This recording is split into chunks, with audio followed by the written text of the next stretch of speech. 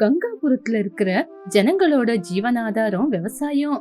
ரொம்ப நாளா கஷ்டப்பட்டு விவசாயிங்க எல்லாருமே விவசாயத்தை ஆரம்பிச்சு அறுவடை நேரம் வர்றதுக்காக எல்லாரும் கஷ்டப்பட்டு காத்துக்கிட்டு இருந்தாங்க. சரியா அந்த நேரம் பார்த்து ஜோர இடி மின்னலோட மழை வந்தது. அந்த ஊர்ல இருக்கிற ஜனங்க எல்லாருமே ஐயோ மழை வருதே, விளைச்சல் என்ன ஆகும்னு பயந்து போயிட்டாங்க. அந்த ஊரு ஜனங்க பயந்த மாதிரியே மழை அதிகமா வந்து அவங்க வயல முழுக்க தண்ணி தான் நிறைஞ்சிருந்தது. விளைச்சல் எல்லாமே நாசமா போச்சுன்னு எல்லாரும் கவலைப்பட்டாங்க. கொட்டுற மழையில விவசாயிங்க எல்லாருமே வயல்ல விளைச்சல் என்ன ஆச்சுன்னு கவலையோட மழை இருந்தாலும் பரவாயில்லன்னு வயலுக்கு வந்து பார்த்தாங்க. வந்து பார்த்தா வயல்ல தண்ணி தான் நிறைஞ்சிருந்தது. அதை பார்த்து அவங்க நெஞ்சே வெடிக்கிற மாதிரி ஆயிடுச்சு. இந்த வருஷமாவது விளைச்சல் நல்லா விளைஞ்சிருக்கு, ஏதாவது செய்யலான்னு ஆசைப்பட்டேன். ஆனா இந்த வருஷம் நம்ம விளைச்சல் எல்லாம் தண்ணியிலேயே போயிடும்னு நினைக்கல அப்படின்னு சொன்னா ராமையா. ஆமா ஆமா, நேத்து தான் விளைச்சல் நல்லா இருக்குன்னு சந்தோஷப்பட்டோம். ஆனா அந்த சந்தோஷம் நிலைக்காத மாதிரி கடவுள் அந்த சந்தோஷத்துல தண்ணி அள்ளி கொட்டி விட்டுட்டான் அப்படின்னு சொன்னா ராமையா. இந்த தடவை நல்லா லாபம் வரும், என்ன வேணாலும் செய்யலான்னு சந்தோஷப்பட்டுக்கிட்டு இருந்தேன். ஆனா எல்லாமே நாசமா போச்சு அப்படின்னு அழுதுகிட்டு இருக்கிற விவசாயிங்க கிட்ட அவங்கள பார்க்க அந்த ஊர்ல இருக்கிற கோப்பையா வந்தாரு. வயலோட நிலைமைய பார்த்து கவலைப்பட்டு அவங்கள பார்த்து இப்படி சொன்னாரு. நீங்க யாருமே கவலைப்படாதீங்க, கடவுள் நம்மளுக்கு இவ்வளவு பெரிய கஷ்டத்தை கொடுக்கறான்னா இப்ப நல்லது அந்த கடவுள் நம்மளுக்கு செய்யறான்னு அர்த்தம். கடவுள் பார்த்துக்கிட்டு சும்மா இருக்க மாட்டாரு, கண்டிப்பா நம்மளுக்கு நல்லது செய்வாரு. எல்லாரும் காத்துக்கிட்டு இருங்க. செய்யறோன்னு நாங்க எல்லாரும் யோசிச்சா சரியான நேரத்துக்கே அந்த கடவுள் மழைய விட்டு விளைச்சல நாசமாக்கிட்டான். இப்படி இருக்கும்போது அந்த கடவுளை நாங்க எல்லாருமே சேர்ந்து எப்படி நம்புறது? இந்த கடவுள் இப்படி பண்ணது சரியா கூட உண்மைதான். ஆனா நம்மளுக்கு இவ்வளோ கஷ்டத்தை கொடுத்த கடவுள் கண்டிப்பா நம்மளுக்கு நல்லது செய்வாரு. நம்மளுக்கு நல்லது செய்யறதுக்குள்ள நம்ம வாழ்க்கையே முடிஞ்சு போயிடுமோன்னு பயமா இருக்கு. ஐயா நீங்க அப்படியெல்லாம் யோசிக்காதீங்க ஐயா. நல்லா இருக்கணும்னா விவசாயி முதல்ல நல்லா இருக்கணும். அப்பேற்பட்ட விவசாயிய அந்த கடவுள் எந்த காரணத்தை கொண்டும் கைவிட மாட்டான், நம்மளுக்கு நல்லதே செய்வான். யாருமே தைரியமா இருங்க அப்படின்னு கோப்பையா ஜனங்களுக்கு தைரியத்தை சொன்னாரு. விவசாயிங்க எல்லாருமே ரொம்ப கவலையா தான் இருந்தாங்க. விளைச்சல் தண்ணி பாலாயிடுச்சுன்னு அந்த விவசாயத்தை அப்படியே விட்டுட்டு எல்லாரும் வீட்டுக்கு கிளம்பி போயிட்டாங்க. கைக்கு வந்த விளைச்சல் எல்லாமே நாசமாயிடுச்சுன்னு விவசாயிங்க கவலைப்பட்டுக்கிட்டு இருந்தாங்க. 2 நாளானாலும் மழை கொட்டிக்கிட்டே இருந்தது, வெறும் தண்ணி மயமா தான் இருந்தது. இப்படி இருக்கும்போது கோப்பையா வீட்டுல நிலைமை ரொம்ப மோசமாயிடுச்சு. ராதம்மா ஒரு நாள் மழை கொட்டிக்கிட்டு இருக்கும் போது கோப்பையா கிட்ட வந்து ராதம்மா இப்படி சொன்னாங்க. இந்த கொட்டுற மழையால நீங்க வேலைக்கு போக மாட்டேங்கிறீங்க, நீங்க வேலைக்கு போவாம வீட்டுல நிலைமை ரொம்ப மோசமா இருக்கு. கொஞ்சம் நஞ்ச பொருளும் காலி ஆயிடுச்சு.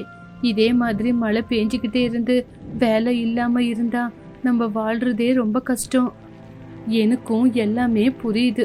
3 நாளா மழை இப்படியே பெஞ்சுக்கிட்டு இருக்கு, வேலைக்கும் போக முடியல.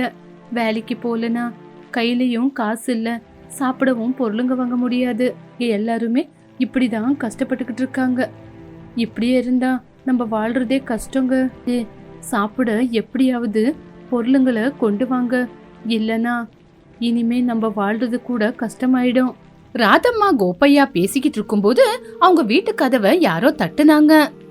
அப்ப ஒரு ஆளு கொட்டுற மழையில முழுசா நனைஞ்சு போய் வந்து வீட்டு கதவை தட்டிக்கிட்டு இருந்தாரு. அவங்கள பார்த்து கோப்பையா இப்படி கேட்டாரு. யாருப்பா நீ? கொட்டுற மழையில முழுசா நனைஞ்சு போய் வந்திருக்க, என்ன வேணும்? என் பேரு நாராயணன், என்னோட ஊரு திருமலை. நான் ஒரு வேலையா இந்த பக்கம் போய்கிட்டு இருந்தேன், மழையில நனைஞ்சு போயிட்டேன், அதான் உதவி கேட்கறதுக்காக வந்தேன். ஆ சரி சரி, முதல்ல நீங்க வீட்டுக்குள்ள வாங்க. ஏற்கனவே முழுசா நனைஞ்சிருக்கீங்க, இன்னும் நனைஞ்சிட்டீங்கன்னா அதுக்கப்புறம் உடம்புக்கு முடியாம போயிடும். இப்படி கோப்பையா அவனை வீட்டுக்குள்ள வர சொன்னான். உடனே அவன் உள்ள வந்த உடனே தொடச்சுக்கிறதுக்கு ஒரு துண்டு கொடுத்தான். அவனும் துண்டை வாங்கிக்கிட்டான். அதுக்கப்புறம் அவனோட துணியெல்லாம் நனைஞ்சிருக்குன்னு கோப்பையா ஒரு துணியை கொடுத்து கட்டிக்கோன்னு கொடுத்தான். அவன் துணியை போட்டுக்கிட்டு கோப்பையா கிட்ட இப்படி சொன்னான். எங்க உங்களை பார்த்தா எதுக்கோ கவலைப்பட்டுக்கிட்டு இருக்கிற மாதிரியே தெரியுது. என்ன பார்த்த உடனே எனக்குள்ள இருக்கிற கஷ்டம் உங்களுக்கு தெரிஞ்சு போச்சு. உண்மையிலே நீங்க பெரியவங்க. ஆமா, எதுக்காக நீங்க இவ்வளோ கவலையோட இருக்கீங்க? நீங்க பாத்தீங்கல்ல, பார்த்துக்கிட்டு இருக்கும் போதே கொட்டுற மழையால எங்களோட விளைச்சல் பூமியே நாசமாயிடுச்சு. அதான் எங்களோட கவலையே. விவசாயிங்க எல்லாருமே அவங்களோட விளைச்சல் நாசமாயிடுச்சுன்னு ரொம்ப கவலையோட இருக்காங்க. என்னோட கவலை கூட அதுதான். ஓஹோ, அப்படியா? ஆமா, உங்களுக்கு எவ்வளோ வயல் இருக்கு? எனக்கு வயலெல்லாம் இல்ல. நான் ஒரு கூலிக்காரன். ஊருக்குள்ள விவசாயிங்க கிட்ட நான் வேலை செஞ்சு என்னோட வயித்த கழுவிக்கிட்டு இருக்கேன். அட பரவாயில்லையே, யாரோட வயலோ நாசமா போச்சுன்னா நீங்க ரொம்ப கவலைப்படுறீங்க. யாருதோன்னு ஏங்க ஐயா சொல்றீங்க? நான் ஒவ்வொரு நாளும் அதே வயல்ல வேலை செஞ்சு சம்பாதிக்க வேண்டிய நிலைமை. யாருதோ சும்மா போகுதுன்னு நான் சும்மா இருக்க முடியுமா? விவசாயிங்க நல்லா இருந்தா தானே எல்லாரும் வயிறு நிறைய சாப்பிடுவாங்க. இருந்தாலும் உங்களுக்கு வேலை கிடைக்குது தானங்க ஐயா? விளைச்சலே நாசமா போனதுக்கு அப்புறம் எனக்கு எப்படி வேலை கிடைக்கும்? இப்போ விளைஞ்சிருக்கிற விளைச்சலெல்லாம் நாசமாயிடுச்சு. அதை எல்லாத்தையும் சுத்தம் பண்ணா மறுபடியும் விளைச்சல் ஆரம்பிக்கும் போது உங்களுக்கு வேலை கிடைக்கும்ல. நான் அந்த மாதிரி எல்லாம் வேலை செய்யணும்னு நினைக்கல. நான் வேலை செய்ய போற இடத்துல விவசாயிங்க சந்தோஷமா வேலை செஞ்சு அவங்களோட வயிறும் நிறையணும்.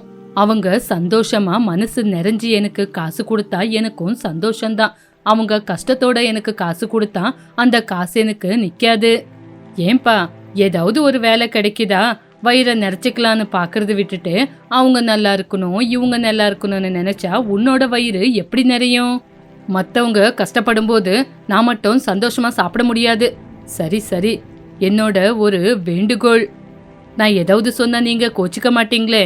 இல்ல இல்ல, நீங்க சொல்றத சொல்லுங்க, நான் கோச்சிக்க மாட்டேன். நான் ரொம்ப தூரத்துல இருந்து வரேன். நான் வந்த வேலையும் நடக்கல.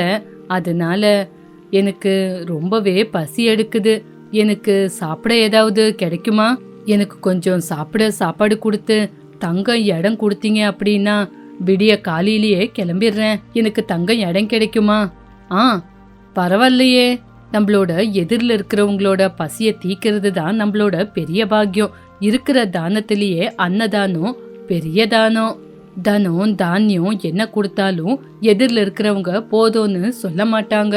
ஆனா அன்னதானம் கொடுத்தா அதை சாப்பிட்டுட்டு வயிறு நிறைய போதும்னு சொல்லுவாங்க. அந்த மாதிரி ஒரு பாக்கியம் எங்களுக்கு கிடைச்சது பெரிய சந்தோஷம். நீங்க இப்படி உக்காருங்க, உங்களுக்கு தேவையான ஏற்பாடுகளை செய்யற. போப்பைய ராதம்மா கிட்ட விஷயத்த சொன்னாரு. ராதம்மாவும் வீட்ல என்ன நிலைமைன்னு பார்த்துட்டு போப்பைய கிட்ட இப்படி சொன்னாங்க. வீட்ல இருக்கிறவங்களோட நிலைமை என்ன ஏதுன்னு புரிஞ்சுக்காம இருக்கிற கொஞ்சம் நஞ்சம் அரிசி பருப்பை கூட இன்னொருத்தருக்கு தானம் பண்ணணும் அப்படின்னு சொல்றீங்களே, இப்படியே போனா நாளைக்கு நம்மளுக்கு கூட ஒண்ணும் இருக்காதுங்க. ராதா, நாளைக்கு என்ன நடக்க போகுதுன்னு நம்மளுக்கு தெரியாது. பசின்னு நம்ம கிட்ட நின்னுகிட்டு வாயை திறந்து ஏதாவது கொடுங்கன்னு கேட்டா எப்படி கொடுக்காம இருக்கிறது? நாளைக்கு என்ன நடக்க போதோ நடக்கட்டும். செடிய நட்டவன் தண்ணி ஊத்தாமையா போயிடுவான். நாளைக்கு நம்மளுக்கு கடவுள் கொடுப்பான். முதல்ல வீட்டுக்கு வந்தவங்களுக்கு இல்லைன்னு சொல்லாம அவங்களுக்கும் சேர்த்து சமையல் செய் அப்படின்னு சொன்ன உடனே ராதம்மா எல்லாருக்கும் சேர்த்து சமைக்க ஆரம்பிச்சா. இப்படி எல்லாருமே சாப்பிட்டு படுத்து தூங்குனாங்க. காலையில நாராயணம் கிளம்பி போகும்போது கோப்பையா கிட்ட இப்படி சொன்னான். கோப்பையா, நீங்க செஞ்ச உதவிய என்னைக்குமே நான் மறக்க மாட்டேன். நான் கிளம்புறேன். மழை இன்னும் கொட்டுன்னு கொட்டிக்கிட்டு தான் இருக்கு. மறுபடியும் இவ்வளவு சீக்கிரம் கிளம்புறீங்க? அப்பாரமா கிளம்பி போயிருக்கலாம்ல. நான் போனா மழை தானாவே நின்னுடும். சரி, நைட்டு நேரத்துல நீங்க எனக்கு உதவி செஞ்சிருக்கீங்க. இந்த தானியத்தை உங்களுக்காக நான் கொடுக்கறேன். வேண்டான்னு சொல்லாம வாங்கிக்குங்க. இங்க பாருங்க, நேத்து நைட்டு நீங்க பசின்னு சொன்னதுனால உங்களுக்கு சாப்பாடு கொடுத்தோம். அதை திருப்பி கொடுத்தா எப்படி? நீங்களே வச்சுக்குங்க. நீங்களும் உங்க பொண்டாட்டியும் பேசிக்கிட்டு இருந்தத நான் கேட்டேன். உங்களுக்கே கஷ்டமா இருக்கிற நேரத்துல மத்தவங்களுக்கு உதவி செஞ்சிருக்கீங்க. உண்மையிலேயே நீங்க ரொம்ப பெரியவங்க. உங்ககிட்ட என்ன மாதிரியே யாராவது உதவின்னு கேட்டா நீங்க கண்டிப்பா செய்வீங்க. அதுக்காகவே இதை உங்களுக்கு கொடுத்துட்டு போறேன். உண்மையிலேயே உங்ககிட்ட உதவின்னு வந்தவங்களுக்கு நீங்க கண்டிப்பா செய்வீங்க. இதுக்கப்புறம் உங்களால செய்ய முடியும் அப்படின்னு நாராயணா கோப்பையவுக்கு சொல்லிட்டு அங்கிருந்து கிளம்பிட்டாரு. நாராயண சொன்ன வார்த்தை கோப்பையவுக்கு வேத வாக்கியம் மாதிரி இருந்தது. நாராயணன் செஞ்சிருக்கிற இந்த உதவி ரொம்ப நல்லதுன்னு கோப்பையா மனசுல நினைச்சுக்கிட்டே வீட்டுக்குள்ள போனான். கோப்பையா வீட்டுக்குள்ள போன உடனே மழையே நின்னு போச்சு. அப்பதான் கோப்பையாவுக்கு நாராயணவோட வார்த்தை ஞாபகம் வந்தது. நான் போனா மழைய நின்னுரும் அப்படின்னு சொன்ன வார்த்தை கோப்பையவுக்கு ஞாபகம் வந்து பொண்டாட்டிக்கிட்ட, எங்க மழை பாத்தீங்களா நின்னு போச்சு, அப்படி எவ்வளவு மழை வந்துகிட்டு இருந்துச்சு. ஆமாண்டி, நானும் அதான் யோசிக்கிறேன். நாராயணன் போகும்போது நான் போனா மழை நின்னுரும் அப்படின்னு என்கிட்ட சொல்லிட்டு தான் போனாரு. நான் போனா மழை நின்னுரும்னு வேற சொன்னாரு. அவரு ஏதோ தெரிஞ்சுதான் சொல்லிருக்காரு. அது மட்டும் இல்ல, அவரு போகும்போது தானிய மூட்டையும் கொடுத்துட்டு போயிருக்காரு. யாருக்காவது உதவின்னு வந்தா கண்டிப்பா செய்யணும்னு சொல்லிட்டு போயிருக்காரு. அப்படியா? சரிங்க. அப்படின்னா வாங்க நீங்க. எல்லாரும் வீட்டுக்குள்ள போய் மூட்டைய திறந்து பார்த்தாங்க. அந்த மூட்டைய பார்த்த உடனே அவங்க 2 பேரும் ரொம்பவே ஆச்சரியப்பட்டாங்க. ஏன்னா மூட்டையில வெறும் தங்க நாணயம் தான் இருந்தது. கோப்பையாவை தேடி பார்த்தாங்க. வெளிய வந்து பார்த்தா யாரும் இருக்கல. உள்ள வந்து தன்னோட பொண்டாட்டிக்கிட்ட இப்படி சொன்னான், நைட்டு நம்ம வீட்டுக்கு பசின்னு வந்தது வேற யாரும் இல்லடி, சாக்ஷாத் அந்த நாராயண சுவாமி தான். நம்ம ஊரு கஷ்டத்தை பார்த்து காப்பாத்துறதுக்காக வந்திருக்காங்க. ஆமாங்க, அவரு வந்து பேசின விதத்தை பார்க்கும்போதே கொஞ்சம் அப்படிதாங்க இருந்தது. அதனால அவரு சொன்ன மாதிரியே நம்மளும் உதவி செய்யலாம். ஊரு ஜனங்க ஏதாவது கஷ்டம்னு வந்து நின்னா அவங்களுக்கு உதவி செய்யன்னு சொல்லிருக்காரு. அவரு சொன்ன மாதிரியே ஊரு ஜனங்களுக்கு உதவி செய்யலாம். நம்ம கையால என்ன ஆகுதோ அந்த உதவிய கண்டிப்பா செய்யலாம். அப்பதான் அந்த சாமி நம்மள பார்த்து கொடுத்த பொறுப்பு கூட முடிஞ்சு போகும். இப்படி கோப்பையா நடந்த விஷயத்த பத்தி சொல்லி தாங்கிட்ட இருக்கிற தானியங்களை மத்தவங்களுக்கும் கஷ்டப்பட்டுக்கிட்டு இருக்கிறவங்களுக்கும் உதவி செய்ய ஆரம்பிச்சாரு. அது மட்டும் இல்லாம நஷ்டமடைஞ்ச விவசாயிங்களுக்கும் தன்னாலான உதவிய செஞ்சு கொடுத்தாரு. நம்ம ஊருக்கு வந்த நஷ்டத்தை சாக்ஷாத் அந்த நாராயணமூர்த்திய வந்து சரி பண்ணிருக்காரு அப்படின்னு அவரு பூர்த்தியா நம்பினாரு. மறுபடியும் விவசாயிங்க எல்லாருமே புதுசா பயிரை போட்டு விவசாயத்தை ஆரம்பிச்சாங்க. கோப்பைய செஞ்ச உதவிய பார்த்து எல்லாரும் கோப்பையாவ ரொம்ப பாராட்டுனாங்க.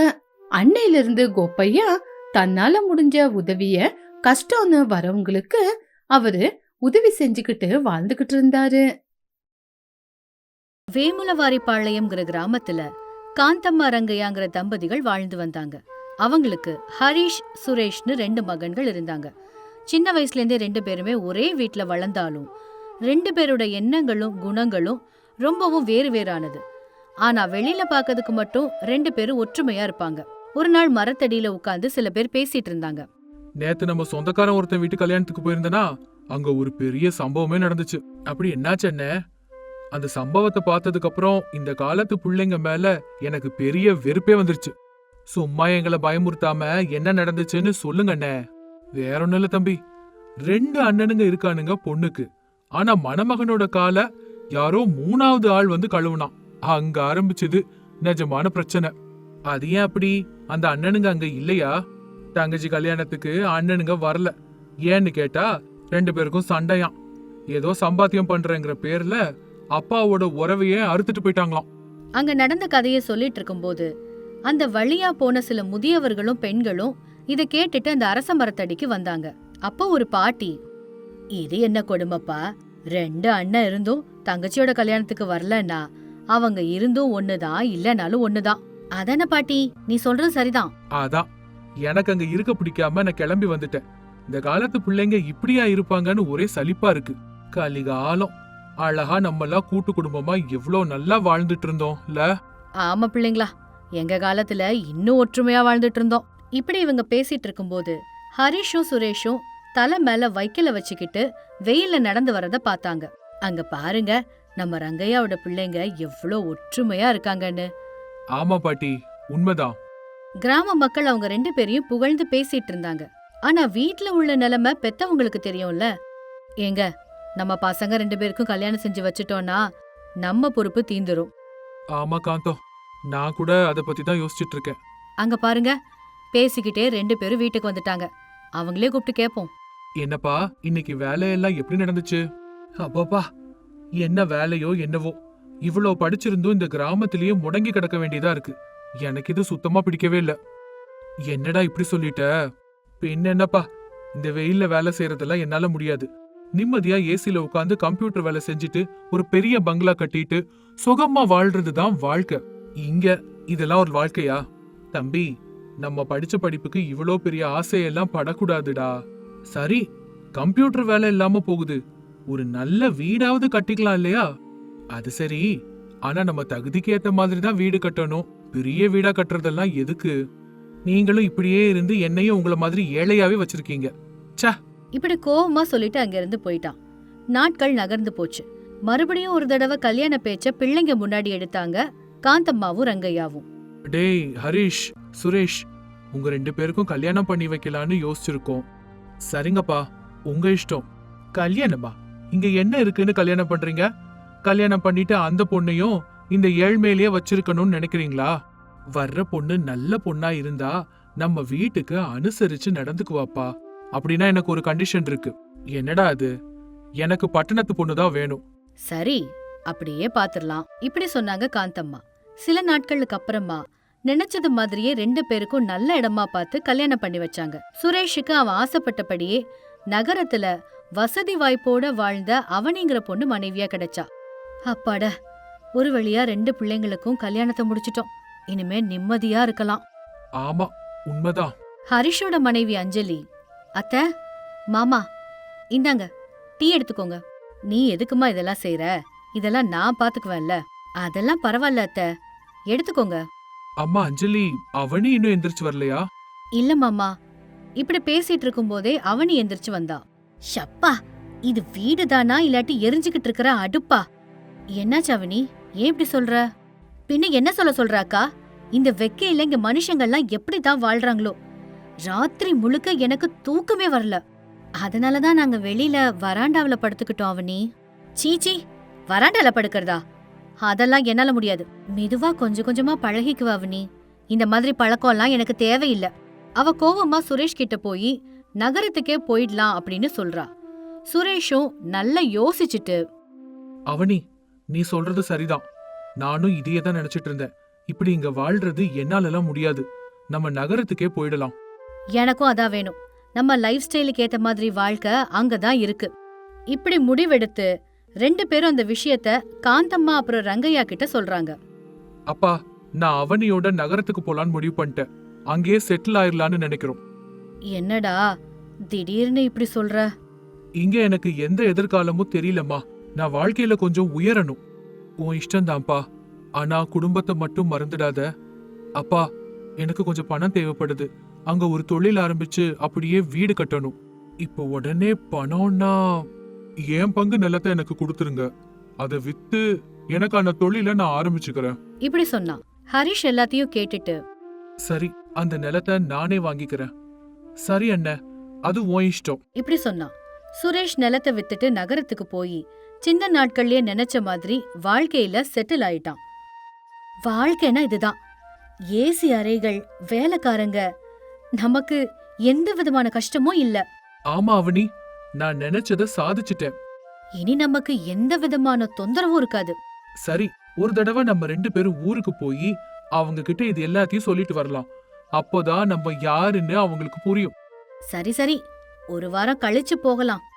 மறுபுறம் கிராமத்துல ஹரிஷ் அவனோட பெற்றோர்களோட சேர்ந்து விவசாயம் பண்ணிக்கிட்டு ஒரு சின்ன வைக்கோல் வீட்டை கட்டிக்கிட்டு சந்தோஷமா வாழ்ந்துட்டு இருந்தான். ஒரு நாள் ஹரிஷ் வயல்ல இருந்து திரும்பி வந்துட்டு இருக்கும்போது, உங்க 2 பேரோட எதிர்காலம் இப்படி ஆகும்னு நான் நினைக்கவே இல்ல தம்பி. பரவாயில்ல விடுங்க. நீங்க அண்ணன் தம்பி 2 பேரும் ஊருக்கே முன்மாதிரியா இருப்பீங்கன்னு நம்பிட்டு இருந்தோம். ஒவ்வொருத்தருக்கும் ஒவ்வொரு அபிப்பிராயம், விருப்பங்கள் எல்லாம் இருக்கும்ல, அத நம்மளும் மதிக்கணும். உண்மைதான்ப்பா, உங்க 2 பேருக்கும் நடுவுல உறவு முறிஞ்சு போகாம இருந்தா சரி. அப்படிலாம் நடக்கிறதுக்கு விட மாட்டேங்க. இப்படி சொன்னா ஹரிஷ். இங்க வீட்ல காந்தம்மா, ஹரிஷ், உன் தம்பி இப்பெல்லாம் போனே பண்றது இல்லையேப்பா. வேலை பளு அதிகமா இருக்குமா, ஆனா நம்ம மட்டும் அவனை மறந்து போயிடக்கூடாது. ஆமா அத்தை, நம்ம எப்பவுமே ஒற்றுமையா இருக்கணும். இப்படி சொன்னா அஞ்சலி. நாட்கள் நகர்ந்துச்சு. முன்னேற்பாடு செய்தபடி சுரேஷும் அவனியும் கிராமத்துக்கு வந்தாங்க. அண்ணே, இவ்ளோ கஷ்டப்பட்டு நீ கட்டுனது இந்த வக்கல் வீட்டை தானா? அந்த பழைய வீட்ல இருந்து இந்த வீட்டுக்கு வந்தோம். இங்க சௌகரியமா தான் இருக்கு. எங்களுக்கு இதுவே போதும் சுரேஷ். நீங்கெல்லாம் என்னைக்குதான் மாறுவீங்களோ? அப்பாப்பா, இங்க என்னால புழுக்கம் தாங்கவே முடியல. இந்த வக்கல் வீட்ல எல்லாம் ஏசி பொருத்த முடியாது அவனி. சரி விடுங்க, எங்களால முடிஞ்ச வரைக்கும் ஒரு டேபிள் ஃபேன் வாங்கி வச்சிருக்கோம். அங்க போய் உட்கார்ந்துக்கோங்க. இப்ப சாயங்காலம் அவங்க கிளம்பி போற நேரமும் வந்துடுச்சு. அப்பா, அம்மா, நீங்க 2 பேரும் எங்க கூட வந்து ஒரு 4 நாள் தங்கிட்டு வரலாமே. ஆமா அத்த, வாங்க. எங்க வீடெல்லாம் எப்படி இருக்குன்னு நீங்க வந்து பார்க்க வேண்டாமா? அந்த பட்டணத்து காத்தெல்லாம் ஒத்து வராது. வேண்டாம்ப்பா.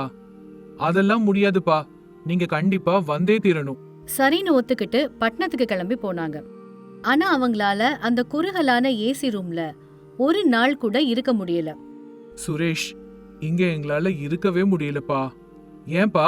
இங்க எல்லா வசதிகளும் உங்களுக்காக செஞ்சு வச்சிருக்கேன். இங்க என்ன செய்யறதுன்னே தெரியலையேடா. பொழுது போகல. சும்மா இப்படி உட்கார்ந்துட்டு இருக்கிறதுக்கு பிடிக்கலடா. நாங்க ஊருக்கே கிளம்புறோம். என்னங்க இது, சுகம் அனுபவிக்கிறதுக்கு கூட உங்க ஆளுக்கு தெரிய மாட்டேங்குது. இப்படி ஏளனமா பேசினா. இந்த பேச்ச கேட்டு அவனை பெத்தவங்க ரொம்ப மன வருத்தம் அடைஞ்சாங்க. அவங்க மறுபடியும் கிராமத்துக்கே போயிட்டாங்க. கொஞ்ச மாசங்கள் கடந்துச்சு. ஒரு நாள் மிக கனமழை பெஞ்சுது. வெள்ளம் பெருக்கெடுத்து ஓடுச்சு. நகரத்திலயும் நிலைமை ரொம்ப மோசமாச்சு. சுரேஷோட வீட்டோட தரைத்தளம் எல்லாமே தண்ணில முங்கிருச்சு. ஐயோ அவனி, என்ன இது? இந்த மாதிரி ஒரு மழைக்கே ஊர் முழுக்க இப்படி தண்ணியில முங்கிருச்சு. நகரத்துல எல்லாம் இப்படிதாங்க. கொஞ்சம் மழை பெஞ்சாலே ஊரே முங்கி போயிடும். ஐயோ, இப்படியே இருந்தா ரொம்ப கஷ்டம் அவனி. இது வரைக்கும் எப்படியோ சமாளிச்சிட்டோம். ஆனா இந்த தடவை ரொம்ப ரொம்ப மோசமால இருக்கு. இப்போ கரண்ட் கூட இல்லையே. இப்படியே எத்தனை நாளைக்கு கஷ்டப்படணும்? தெரியலங்க. இப்படி சொன்னா உடனே சுரேஷுக்கு ஹரிஷோட ஞாபகம் வந்துச்சு.